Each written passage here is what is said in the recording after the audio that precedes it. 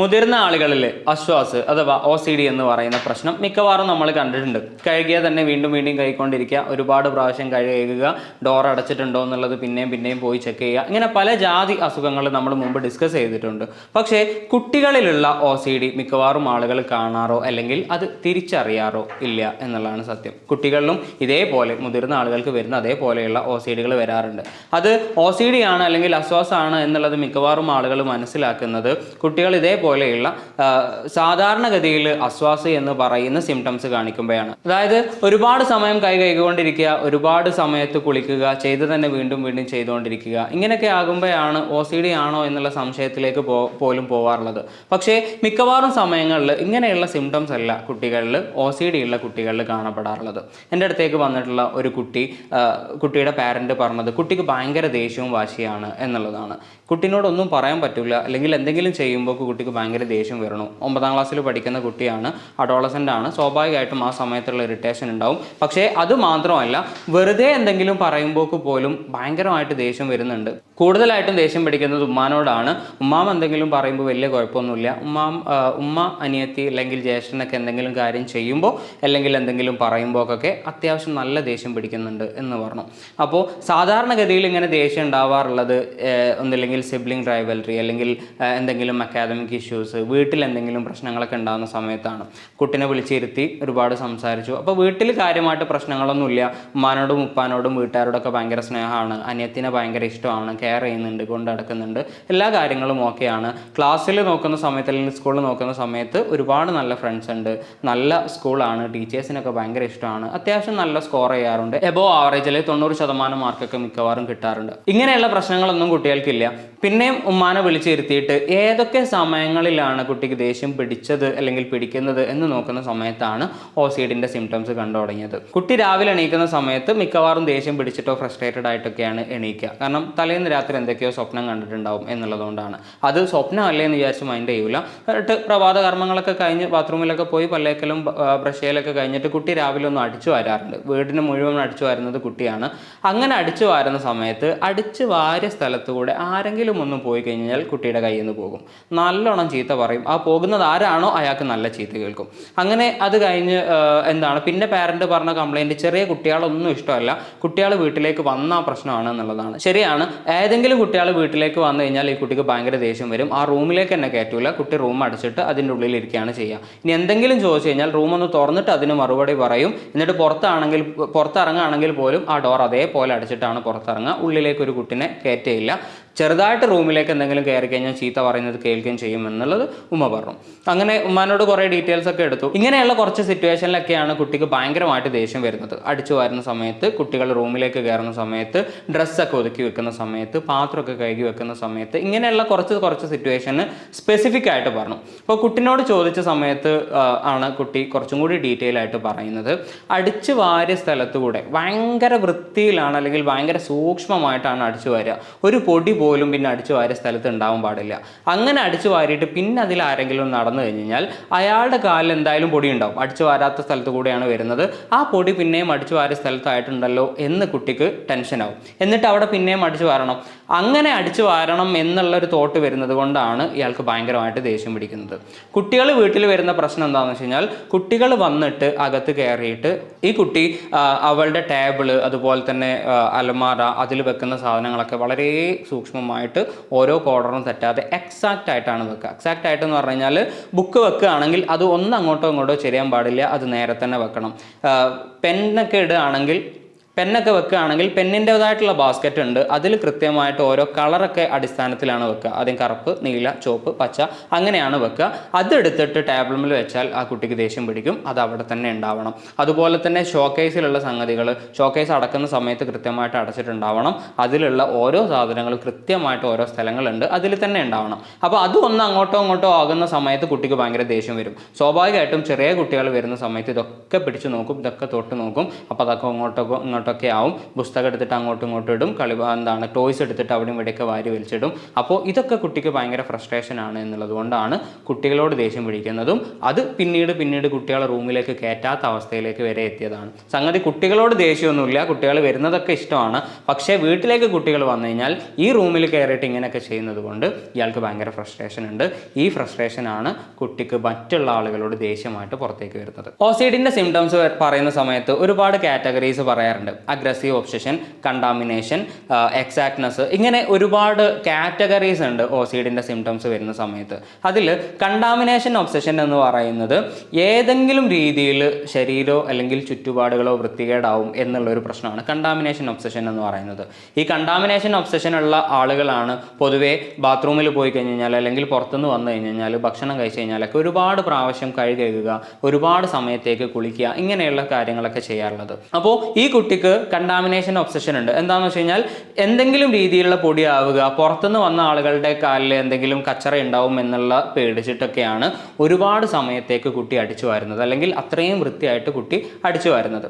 OCD എന്ന് പറയുന്നത് മുമ്പ് പല വീഡിയോയിലും ഡിസ്കസ് ചെയ്തിട്ടുള്ളത് പോലെ ഒബ്സസീവ് കമ്പൽസീവ് ഡിസോർഡർ ആണ്. 2 പാർട്ടാണ് ഒബ്സസീവ് കമ്പൽസീവ് ഡിസോർഡറിനുള്ളത്. ഒന്ന് ഒബ്സഷൻ ആണ്.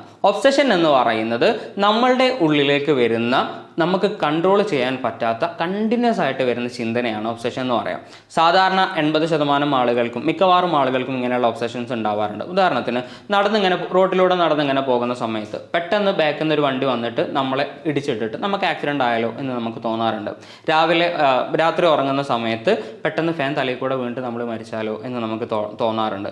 ഇങ്ങനെയുള്ള ഒരുപാട് തോട്ടുകൾ നമ്മളെ തലയിലേക്ക് പോകാറുണ്ട്. പക്ഷേ കുറച്ച് സമയത്തേക്ക് അത് നിലനിൽക്കുള്ളൂ. അതങ്ങനെ പോയി നമ്മൾ വേറെ എന്തിലേക്കൊക്കെ എത്തിയിട്ടുണ്ടാവും. പക്ഷേ ഒബ്സഷൻ എന്ന് പറയുന്നത് ഇങ്ങനെയുള്ള ചിന്തകൾ, ഇതുപോലെ ആക്സിഡൻ്റ് ആവുമോ, പെട്ടെന്ന് നമുക്ക് എന്തെങ്കിലും പറ്റിപ്പോവോ, നമ്മുടെ ശരീരത്തിൽ എന്തെങ്കിലും കച്ചറയുണ്ടോ, വൃത്തികേടായിട്ടുണ്ടോ, ഡോർ ലോക്ക് ചെയ്തിട്ടുണ്ടോ, ഇങ്ങനെയുള്ള പല സാധനങ്ങളും അത് തന്നെ നമ്മളുടെ ചിന്തയിലേക്ക് ഇങ്ങനെ വന്നുകൊണ്ടിരിക്കുമ്പോൾ, നമുക്കതിനെ കൺട്രോൾ ചെയ്യാൻ പറ്റാതിരിക്കുമ്പോൾ, അത് ഭയങ്കരമായിട്ട് നമുക്ക് ഡിസ്റ്റർബൻസ് ഉണ്ടാക്കുന്ന സമയത്ത് ഇതിനെയാണ് ഒബ്സഷൻ എന്ന് പറയുന്നത്. അപ്പോൾ ആ ചിന്ത നമ്മുടെ തലയിൽ നിന്ന് പോകില്ല, അത് അവിടെ കിടന്ന് അങ്ങനെ കളിക്കും. അങ്ങനെ കിടന്നിട്ട് നമുക്ക് ഭയങ്കര ടെൻഷൻ ഉണ്ടാകും. ആ ടെൻഷൻ കുറക്കാൻ വേണ്ടിയിട്ട് നമ്മൾ എന്തെങ്കിലും കാര്യം ചെയ്യും. ഉദാഹരണത്തിന് ഡോർ ലോക്ക് ചെയ്തിട്ടില്ല എന്നുള്ള ചിന്തയാണ് വന്നുകൊണ്ടിരിക്കുന്നത് എന്നുണ്ടെങ്കിൽ ഭയങ്കര ടെൻഷൻ ഉണ്ടാക്കും. അത് ആ ഒരു ടെൻഷൻ കുറക്കാൻ വേണ്ടിയിട്ട് പോയിട്ട് ഡോർ ലോക്ക് ചെയ്തിട്ടുണ്ടോ എന്നുള്ളതൊന്ന് പോയി ചെക്ക് ചെയ്യും. അത് കുറച്ച് സമാധാനം ഉണ്ടാക്കും. ഇങ്ങനെ ചെറിയൊരു സമാധാനം ഉണ്ടാവാൻ വേണ്ടിയിട്ട്, നമ്മളെ ചിന്തകൾ കൊണ്ടുണ്ടാവുന്ന ടെൻഷൻ ഒന്ന് കുറയാൻ വേണ്ടിയിട്ട് നമ്മൾ ചെയ്യുന്ന കാര്യത്തിനെയാണ് കമ്പൽഷൻ എന്ന് പറയുന്നത്. ഈ ഒബ്സഷനും കമ്പൽഷനും കൂടിയിട്ടുള്ള പ്രശ്നമാണ് ഒബ്സസീവ് കമ്പൽസീവ് ഡിസോർഡർ എന്ന് പറയുന്നത്. ഇതൊരു ഡിസോർഡറിലേക്ക് മാറുക എന്ന് പറഞ്ഞു കഴിഞ്ഞാൽ ഒബ്സസീവ് ആയിട്ടുള്ള ഈ ചിന്തകൾ, ഇങ്ങനെ കണ്ടിന്യൂസ് ആയിട്ട് വരുന്ന ചിന്തകൾ ഒരുപാട് സമയത്തേക്ക് നിലനിൽക്കുകയും ആ ചിന്തയുടെ ടെൻഷൻ കുറക്കാൻ വേണ്ടിയിട്ട് നമ്മളൊരു കാര്യം ചെയ്യുകയും അപ്പോൾ ചെറിയൊരു ടെൻഷൻ കുറവ് ഉണ്ടാവുകയും പിന്നെയും അതേ ചിന്ത വരികയും ടെൻഷൻ ഉണ്ടാവുകയും ആ ടെൻഷൻ കുറക്കാൻ വേണ്ടി വീണ്ടും അതേ കാര്യം ചെയ്യുകയും ഇതിങ്ങനെ സൈക്കിളായിട്ട് ഒരുപാട് സമയത്തേക്ക് ഉണ്ടാവുകയും ജീവിതത്തിന് മുഴുവൻ ബാധിക്കുന്ന രീതിയിലേക്ക് അത് മാറുമ്പോഴാണ് ഒബ്സസീവ് കമ്പൽസീവ് ഡിസോർഡർ എന്ന് പറയുന്ന രീതിയിലേക്ക് നമ്മളത് പറയാറുള്ളത്. ഈ ഒബ്സസീവ് കമ്പൽസീവ് ഡിസോർഡറിന് പല കാറ്റഗറി ഉണ്ട്, അല്ലെങ്കിൽ ഒബ്സഷന് പല കാറ്റഗറി ഉണ്ട്. Aggressive obsession, contamination obsession, checking obsession, ഇങ്ങനെ ഒരുപാട് സാധനങ്ങൾ അതിലുണ്ടാവാറുണ്ട്. ഈ കുട്ടിനെ സംബന്ധിച്ചിടത്തോളം ഈ കുട്ടിക്ക് ഉണ്ടായിട്ടുള്ളത് കണ്ടാമിനേഷൻ ഒബ്സഷൻ ആണ്. കണ്ടാമിനേഷൻ ഒബ്സഷൻ എന്ന് പറയുന്നത് ഏതെങ്കിലും രീതിയിലുള്ള വൃത്തികേട് ശരീരത്തിലോ ചുറ്റുപാടുള്ള ആളുകൾക്കോ അല്ലെങ്കിൽ ചുറ്റുപാടിലോ ഉണ്ടായിട്ടുണ്ടാവോ എന്നുള്ള ചിന്തയാണ്. അത് എന്തുകൊണ്ടും ആവാം. ചിലപ്പോൾ ടോയ്ലറ്റ് യൂസ് ചെയ്ത് വന്നതിന് ശേഷം ആവാം, മറ്റുള്ള ആളുകൾ വീടിന്ന് പുറത്തുനിന്ന് വരുന്ന സമയത്താവാം, ചളിയാവാം, പൊടിയാവാം, എന്തുമാവാം, അല്ലെങ്കിൽ എന്തെങ്കിലും അണുക്കളുണ്ടോ എന്നുള്ള ചിന്തകളാവാം. ഇങ്ങനെ പല രീതിയിലാണ് കണ്ടാമിനേഷൻ ഒബ്സഷൻ ഉണ്ടാവുന്നത്. ഈ കുട്ടിനെ സംബന്ധിച്ചിടത്തോളം പൊടിയാണ് പ്രശ്നം. അതുപോലെ തന്നെ പുറത്തുനിന്ന് ആളുകൾ വരുന്ന സമയത്ത് എന്തെങ്കിലും കച്ചറ ഉണ്ടായിട്ടുണ്ടാവോ എന്നുള്ളതാണ് പ്രശ്നം. അത് എന്ത് എന്നുള്ള ചോദ്യത്തിനൊന്നും ഉത്തരമില്ല. എന്തെങ്കിലുമൊക്കെ ഉണ്ടാവാലോ, പുറത്തുനിന്നാണല്ലോ വരുന്നത്. അപ്പോൾ അടിച്ചു വാരുന്ന സമയത്ത് റൂം മുഴുവൻ ക്ലീൻ ആവണം, ചെറിയൊരു പൊടി പോലും ഉണ്ടാവാൻ പാടില്ല. ഈ പൊടി കുട്ടിക്ക് ഭയങ്കര പ്രശ്നമാണ്. അതുകൊണ്ട് അടിച്ചു വാരുന്ന സമയത്ത് ഒറ്റ പൊടി ഇല്ലാതെയാണ് അടിച്ചു വരിക. പുറത്തുനിന്ന് ആരെങ്കിലും വരുന്ന സമയത്ത് അവിടെ കച്ചറായി എന്നുള്ളതോ അല്ലെങ്കിൽ അവരുടെ കാലിൽ പിന്നെയും പൊടി ഉണ്ടാവും എന്നുള്ളതോ ആണ് ഈ കുട്ടിനെ സംബന്ധിച്ചിടത്തോളം ഫ്രസ്ട്രേറ്റിംഗ് ആക്കുന്നത്. അപ്പോൾ ആ കുട്ടിക്ക് പിന്നെയും അടിച്ചു വരണം.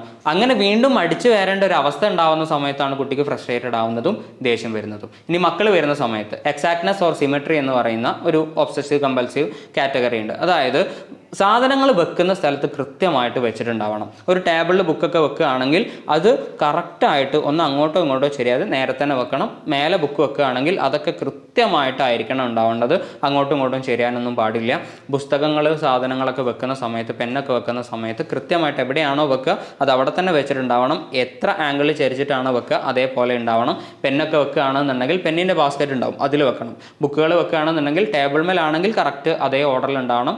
ബാഗിലാണെങ്കിൽ ബാഗിൽ വെച്ചിട്ട് ബാഗ് എവിടെയാണോ വെക്കുക അവിടെ തന്നെ ഉണ്ടാവണം. ഷെൽഫിൽ ഓരോ സാധനങ്ങൾ വെക്കുമ്പോൾ അതിൻ്റേതായിട്ടുള്ള സ്പേസ് ഉണ്ട്, അവിടെ തന്നെ ഉണ്ടാവണം. ഇതൊന്നും ഡിസ്റ്റർബ്ഡ് ആവാൻ പാടില്ല. ഈ കുട്ടിനെ സംബന്ധിച്ചിടത്തോളം ചെറിയ കുട്ടികളൊക്കെ ഭയങ്കര ഇഷ്ടമാണ്, എല്ലാവരും ഇഷ്ടമാണ്. പക്ഷേ റൂമിലേക്ക് കടക്കുന്ന സമയത്ത് സ്വാഭാവികമായിട്ടും ചെറിയ കുട്ടികളാണ് എന്നുള്ളതുകൊണ്ട് ഇതൊക്കെ ഡിസ്റ്റർബ്ഡ് ആവാൻ സാധ്യതയുണ്ട്. അവർ ബുക്ക് എടുത്ത് കളിക്കും, പെന്നെടുത്ത് കളിക്കും, ഷെൽഫ് തുറക്കും, അതിലുള്ള സാധനങ്ങളൊക്കെ എടുത്ത് പുറത്തിടും. ഇങ്ങനെയൊക്കെ ഇടുന്ന സമയത്ത് ഈ കുട്ടിക്ക് പിന്നെ ഇത് നേരാക്കി വെക്കുക എന്ന് പറയുന്ന ഒരു ടാസ്ക്കാണ്.